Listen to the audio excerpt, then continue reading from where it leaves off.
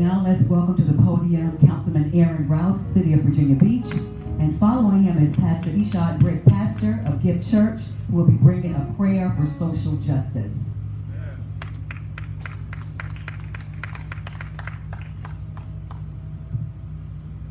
Good evening. It's such an honor to be back home and be able to speak to my community that helped raise me. You allow me to be straightforward with you today. Speak truth. America may have freed the slave, but not the black American. I'm not here to explain to you the anger, the frustrations, and the tired of being sick and tired of being black in America. I'm not here to teach you how the institutions of slavery formed the origins of American policing. In Virginia, for example, enacted more than 130 slave statutes between 1689 and 1865. Fugitive slave laws allowing the detention and return of escaped slaves in 1793 and 1850. The similarities between the slave patrols and modern American policing are too salient to dismiss or ignore. I'm not here to convey to you the pain black Americans are feeling from the deaths of George Floyd, Breonna Taylor, Ahmaud Arbery, Eric Garner, Trayvon Martin, Freddie Gray, and others, because you've seen it many times before. You feel it. Emmett Till, 14 years old. Tamir Rice, 12 years old. Medgar Evers, a World War II veteran fighting for freedoms of an oppressed people in foreign land, yet in his homeland was denied freedom. It would take over 30 years for Evers' murderer to be convicted. We call that slow justice. Slow justice is no justice. Fred Hampton, killed in his apartment during a police raid while sleeping. Does that sound familiar? Breonna Taylor? Harry and Harriet Moore were a husband and wife team of civil rights activists and teachers who founded the NAACP in Bradford County, Florida. In 1951, the couple's house was bombed and both of them murdered. It would take 55 years after the bombing before the state of Florida concluded an investigation into the bombing and found that 3 since deceased members of the Ku Klux Klan was responsible. I'm not here to tell you how reconstruction of the Union after the Civil War was an evolution of racism and not the eradication of it. I'm not here to tell you about the failures of the Freedmen Bureau and the broken promises. Your 40 acres and a mule is still out there. I won't even mention the failure of the Freedmen's Bank that devastated the black community and failed to transition and enslave people economically to freedom.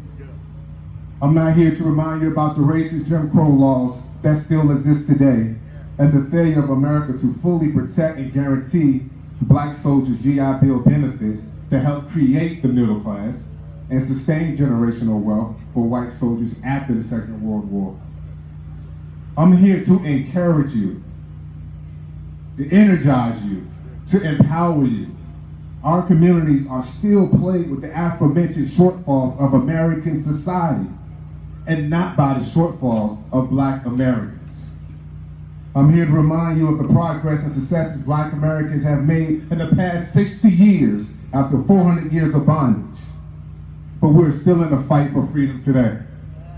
The best way to voice your frustrations and grievances is to understand your political power, secure your political power, and utilize your political power by voting. A nonviolent approach doesn't mean idle stiffness, and we have more work to do. So for those who have been working, been marching, and speaking up for equality and equity, we need your experiences and your tried methods to better formulate a plan for success. And what does success look like? Success today involves participation in city government, increasing local minority shares of municipal jobs, increased minority business participation in city contracting. Success is the creation and acquisition of capital instruments that minority communities can maximize to their economic interests. The development of minority businesses is directly tied to the greater self-determination and economic power for a community as a whole. Success is improving public education and the process for city development and renewal projects. It is promoting and developing more diversity in our law enforcement, reforming the way we approach housing, and expanding and improving public transit. Success is changing the existing patterns of inequality. The most prominent way to achieve this disruption of inequality is to elect candidates that are responsive to your needs. Needs like repairing, redeveloping, and beautifying our communities rather than tearing them down. Making affordable, low-income housing attainable and not gentrifying the communities. Fully funding educational programs and vocational training. Investments in better recreational programs, activities that engages our youth and our seniors, and improving a healthcare system that overlooks the health concerns of the poor and Black Americans. We need to understand the surrounding environment impacts disadvantaged communities, like food deserts surrounded by cheap fast food that exacerbates health issues. Over-policed communities that encompasses unfamiliar faces from the lack of diversity and outdated police policies, which further divide the relationship between communities of color and police. The lack of understanding how an underemployed and unemployed community directly and indirectly erodes the identity of a community. For example, installing companies with higher paying jobs within that community, I'm talking about CTEC, higher paying jobs within that community, but then create invisible barriers that keep that lifelong residents from attaining those jobs, followed by the pillage of the land that moves the disadvantaged out and the well-off in. Some people call this a city revitalization plan. I call it gentrification. A plan of success requires the collaboration of a committed people, not just Black people or poor people, but with all people, with the government and private organizations alike.